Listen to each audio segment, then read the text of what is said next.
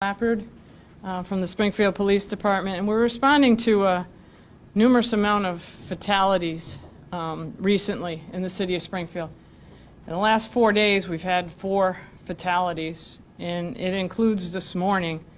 At approximately 1:15 a.m., officers respond to the 1400 block of Page Boulevard. An adult female driver crashed into a tree there and succumbed to her injuries on scene. Yesterday at approximately 4:15 p.m., officers responded to the 100 block of Verge Street.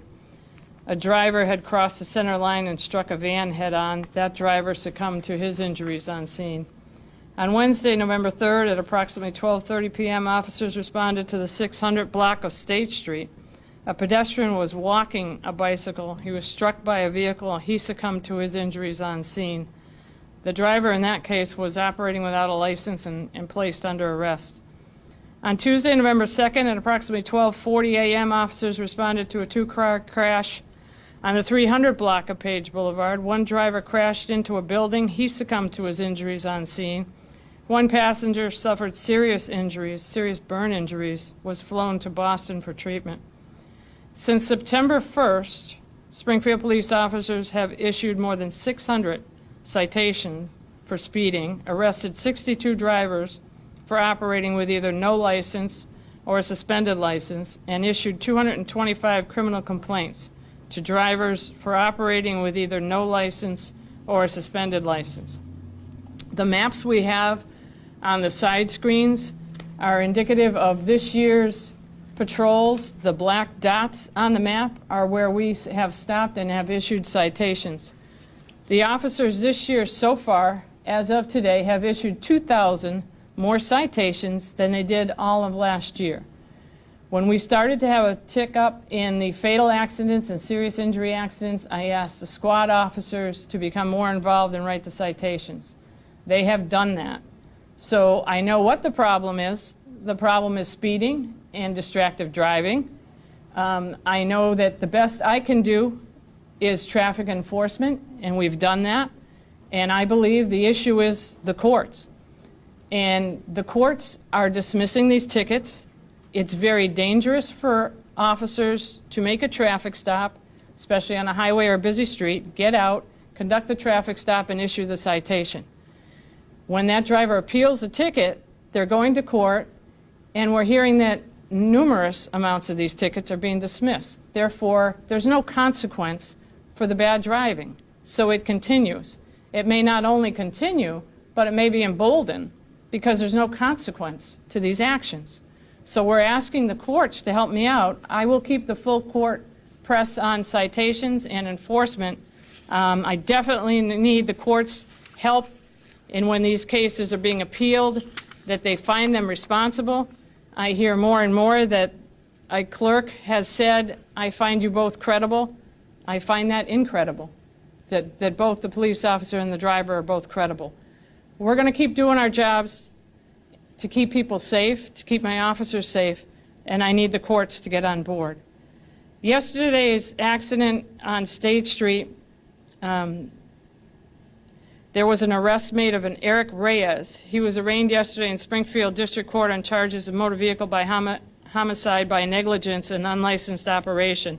His bail is set at $4,000 with the following conditions: he surrender his passport and driver's permit, obey all laws, notify probation of change in address, do not leave the Commonwealth, report to probation twice a week via phone, no drugs, no alcohol, including with marijuana scans and screens.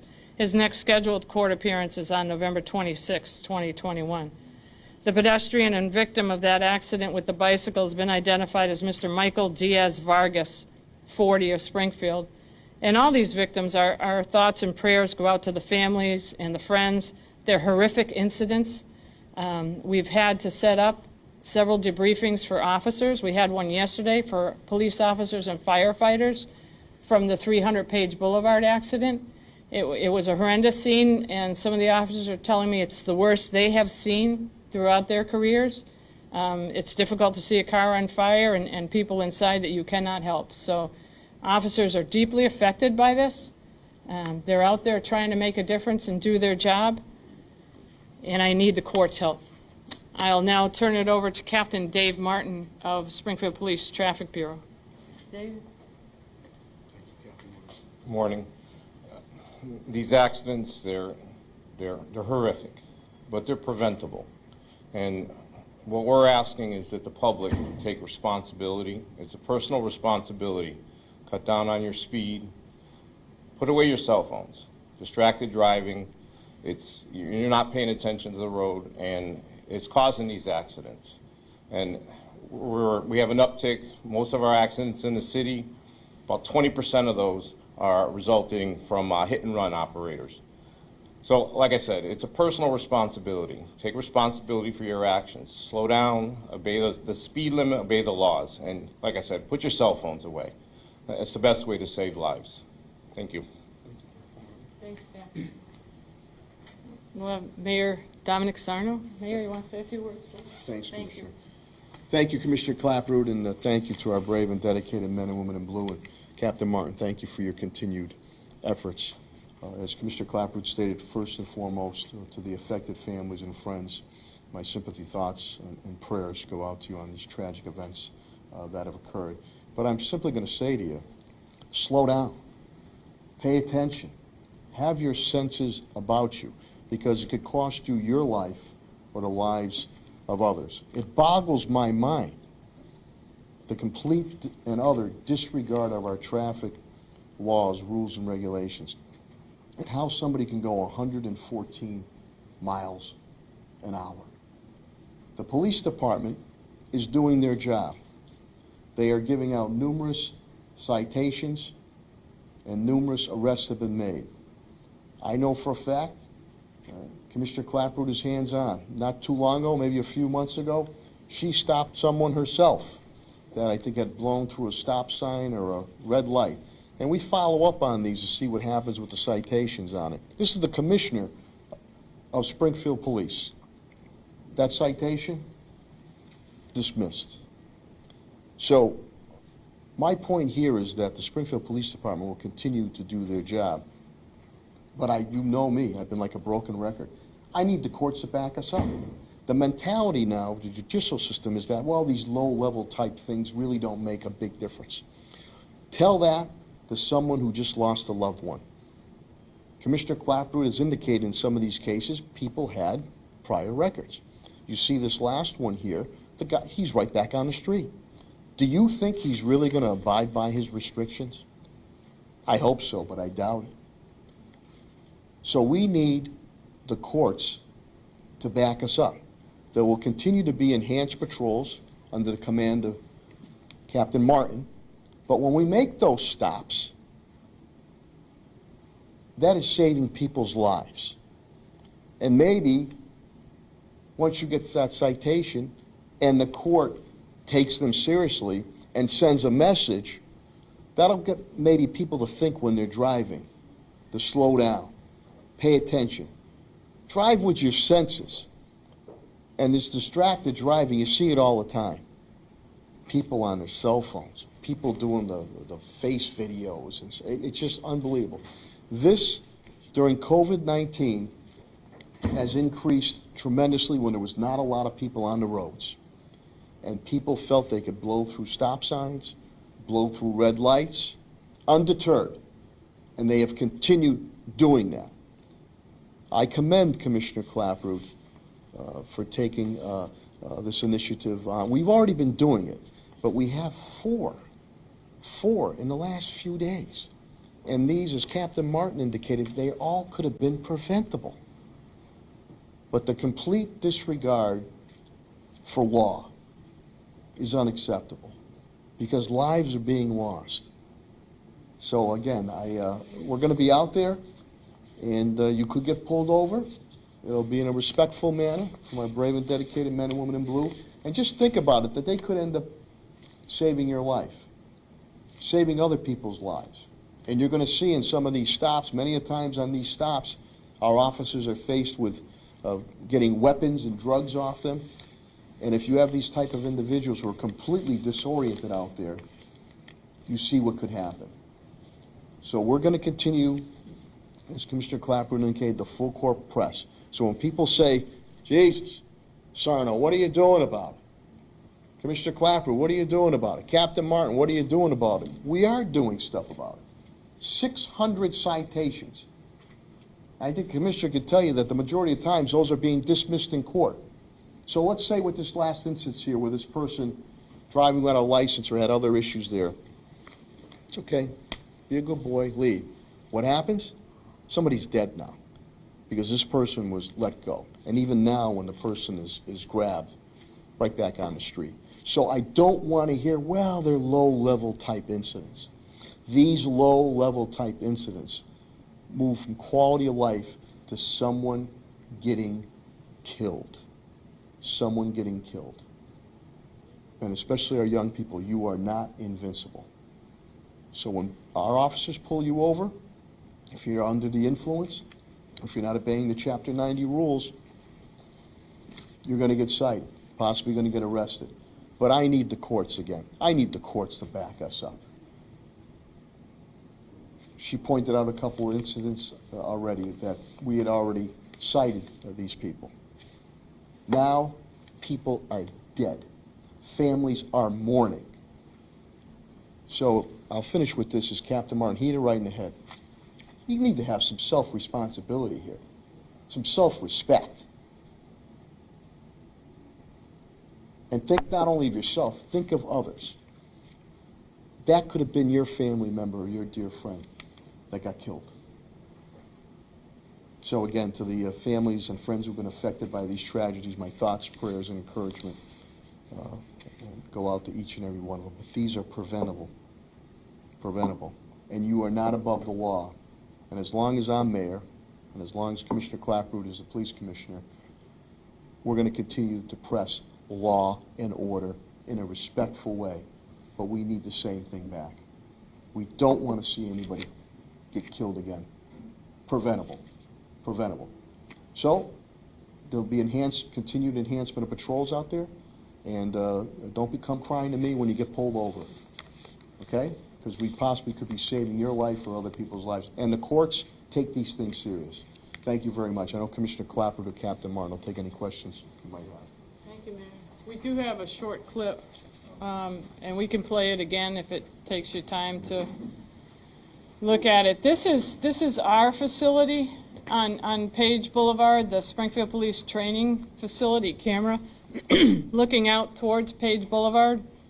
We didn't want to show you much of this. We just want to show you and give you an idea of the speed involved of the car that will come from your left and go to your right, takes out our wrought iron fence, our Springfield Police Training Academy facility sign, and then goes into a building. So this is from the November 2nd at 12:40 a.m. This is the car at the 300 block of Page Boulevard where we have one fatality and one person seriously injured. You'll see the car from your left and go to your right.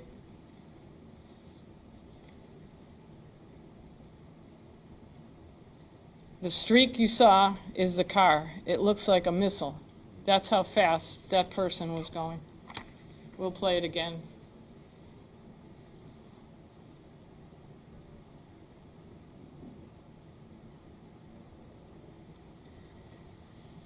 The crash is due, we feel, and Dave, you can help me out. Speed is definitely the factor, but he's also passing that vehicle on the right. Correct. And he makes a little bit of contact with that vehicle, and he because he's going so fast, he lost control of the car. I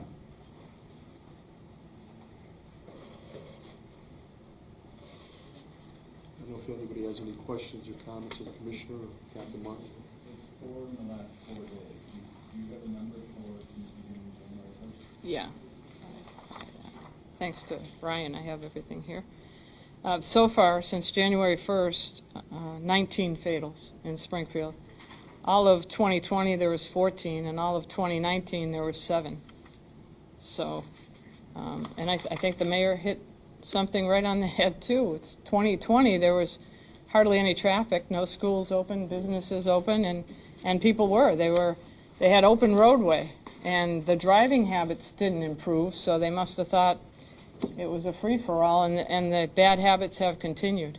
Just to let you know, on that video, because we saw, I believe that is the one that was going 114 miles an hour.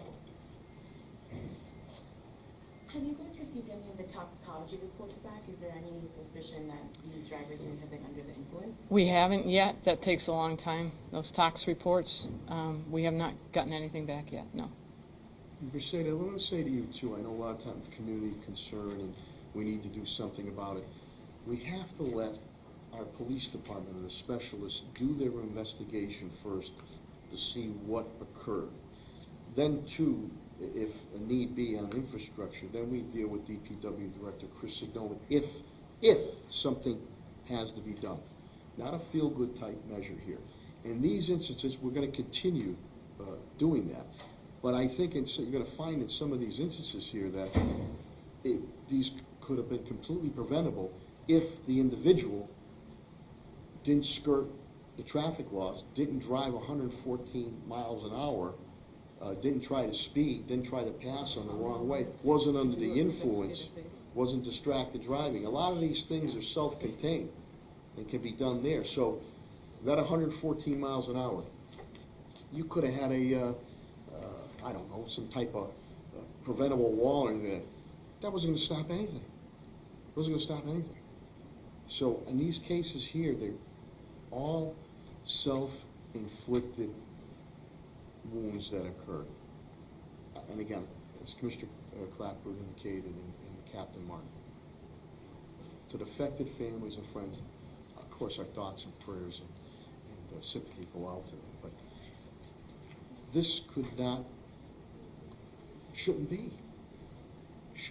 So we're doing our job, and if any adjustments have to be made, a physical plan or restructuring, as we've done before, we'll do that again. But I think you hit it right, the Commissioner hit it right in the head. Hundreds and hundreds of citations, arrests, and what does the court system do? It's okay, be a good boy, be a good girl, we'll let you go. And what do? As she indicated, it emboldens them. Who cares? I can do whatever I want. I go 114 miles an hour. I can do this, I can do that. You know why? Even when blue catches me, the courts let me right back out. And we've done the research on it here. There's got to be a change in mentality here. You know, while these are low-level type incidents or crimes, these so-called low-level type incidents and crimes have turned into 4 fatalities. 4. So maybe at the time courts back us up, those individuals might be bent out of shape, but just think could have saved their lives or potentially lives down the road. So I commend Commissioner Clapper. We're going to continue with Captain Martin. We are already doing these enhancements, enforcements. We need the backup from the courts. Yeah, so I imagine, Commissioner Clapper, that these citations that are issued, a lot of them are almost repeat citations. These are the same drivers that officers are pulling over in the past. The driving history of some of these people is incredible, right? 2, 3, 4-page driving histories, you know, and again, it's unfortunate, but unless you have a consequence to your action, I mean, all of us can relate to it. If we think there's a cruiser behind us somewhere, notice your driving behavior, notice your habit, because you don't want the ticket, you don't want the increase in your insurance. You know, you don't want those monetary increases to occur, so you change your driving habits. But if you're a repeat offender in these bad habits and you're going to court and you pay the fee to have the ticket appeal and you keep getting out with no other consequence, you're just going to repeat the bad driving behavior and people are dying. On that note, do we know if Eric Reyes was a repeat offender? I don't. Do you? I don't have his driving history. Brian can probably get it for you. Okay. But the other thing we have to keep in mind is the reconstruction of some of these accidents, these fatalities, it stems like months to years, especially when you're talking about like criminal prosecutions for the offenders. It's a significant amount of time for the investigation and the crime scene mapping and It takes a long time for these things to be resolved. Captain Martin brings up a good point, because everybody wants a knee-jerk reaction. You gotta know exactly what happened, what were the ramifications that caused it, and then at that point in time, you can strategically tackle it. In this case, in these cases here, again, it has to go on, it seems that, you know, we need the courts to back us up. If there's any type of physical infrastructure plan stuff that has to be done, we've done that in the past, we'll continue to do that, but it can't be a knee-jerk reaction and just, well, we have to do something. You want to do something that's going to stop this from happening, not something that is consequential, you know, not consequential at all. So it takes time, but in these cases, when the commissioner updated me on it, self-inflicted. Mercedes, I'm sorry, you wanted to say something? Just on, you know, I know you guys talked with the officers, you mentioned that you debriefed them, you know. You know, what are those conversations like? As you said, it's a tragic accident, some of the worst that they've seen. You know, what are the conversations like that you have with them, and are they ongoing? Yeah, they're ongoing, and one of the things we started, and I credit the sergeant in my office, Jamie Bruno, he's here. When I took over, we developed a peer-to-peer program, and we felt it's important to have officers who are colleagues trained in resources and in what to look for and what to talk about with the officers before they go home. I want that conversation to happen before they take this traumatic incident home with them and try another way to solve it.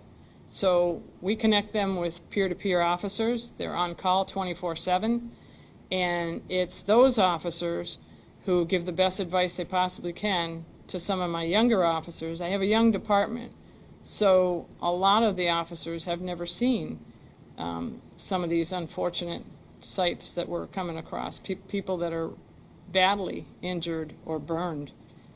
It's upsetting. So from there, the peer-to-peer helps set up a debrief as soon as we can. We had one yesterday. I am told it went excellent. Officers had good questions. The officers responded good to it. And I think it saves mental health further down the road. You know, it used to be, back when I came on in the early 1900s, it used to be that this kind of an accident would cause you to go drink. You know, and all the cops would go drink, and we'd all drink, and they'd all get, you know, tipsy and cry on each other's shoulder, and that was the debriefing. Well, we know now that alcohol and drugs do not long-term help you out with some of the things you see. So hopefully the debriefing went well.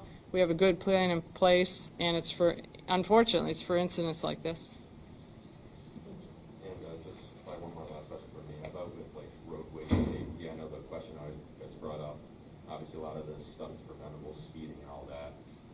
Any talks of adding more speed limit signs, changing road structures, you know, Gate Boulevard? I know a lot of incidents happen over there. Yeah, we'll take a look at it, Mike, and it certainly determines where I set up patrols and speed patrols. But I think you're talking about some people who just don't care whether the sign says 20 or 50 or 80. They're not going to obey the speed limit, you know. So, and people talk about speed bumps, unrealistic. You know, if you have somebody right now who has no consequences, no fear of driving a car 114 miles an hour, the infrastructure isn't going to change it. So first, I think I need help from the courts, and then we can sit down and take a look at some of these things. And as the mayor said, if things need to be redesigned and changed, we will. And sometimes, again, the commissioner will have those speed signs that you see how fast your speed is out there. She'll have the enhanced patrols. Many times neighborhoods will ask for them. Ironically, many times the neighborhood will say, geez, I got pulled over. I'm like, well, you know, you're not supposed to be speeding. The other thing with Director Signoli, Chris Signoli, if it is appropriate and it finds after a thorough investigation is done that something has to be done pertaining to the roadway, then we do it. But in these a lot of these cases right now, on the face of it, you know, it looks like you know, it was the person, as Commissioner Clapper, complete disregard. Complete disregard. I don't care. Me. I don't care. I'm going to do whatever I want, and I don't care. I don't care about the consequences. That's tough to not only enforce, against. It is tough to legislate against on it, but we're going to continue the enhancement, and we'll go from there. And we do appreciate the media being here, because maybe when people see this out through your avenues of TV and print and radio and other avenues, man, that was terrible what happened there. Maybe they'll get them to think twice, or if somebody's in a vehicle with somebody doing this, hey, slow down, cut this out, don't do this. So that's what we stand. If we can put up the maps we had with this, Those maps, thank you. Those you had them maps, on the side screens? Ryan's logged in. Oh, okay. but that shows all those shows all the hits of all the Shows you that traffic. we're citywide and we're issuing citations as fast and as quickly as we can. We are a 911-driven police department, so I've had the squads do it in between taking calls, but they have been producing citations. The day shift has been writing 25 to 35 citations a shift. 4 o'clock has been writing over 20 citations a shift, and midnights are doing their thing. So we're out there writing them, and I will reemphasize that writing a citation and making a traffic stop is dangerous. It's a dangerous thing, especially at night, especially on busy streets and highways, for the officers to get out, interact with people they do not know, that may be under the influence or carrying weapons. It's a dangerous thing, so it is a slap in the face, and I have heard complaints from officers about morale. When they do that, they take that initiative, and then the tickets are dismissed. It's hurting us. Partner, we have a great relationship with our brothers and sisters state police. They'll help us out there. I know I see Pat Johnson here with Sheriff Cochee too. I think we're gonna I always call them hovercrafts or whatever, but what the hell are they called? Drones. Drones. See, it's in my mind now, Pat. I think we're gonna get some support and help there too. There is also, to the state legislature, let me just point out, we have passed a couple of home rule bills, as you know, with dirt bikes and other things pertaining to these situations. And I need a little push on the state level to get these things passed. That would really give some more teeth in enforcement. And these are all Chapter 90 motor vehicle things. So, we have put proactive legislation forth on that. Commissioner Clapper and I, and through Rep. Angelo Pucolo, have put in the bail reform legislation 5-6 times. And maybe some of these cases here, if you had somebody with really horrendous, as Commissioner Clapper indicated, 2-3 pages of horrendous driving, traffic, Chapter 90 violations, maybe all of a sudden say, whoa, wait a minute. This is not an underlying violation or crime here, or it's not going to be an issue. This person can possibly go back out there and hurt or kill somebody. The person's got to be held. So we're trying to do it legislatively too, but I need the help of the state legislature to pass these bills. Any other? Thank you for being here. Thank you for doing this. Thanks. Appreciate it. Thanks. Mayor?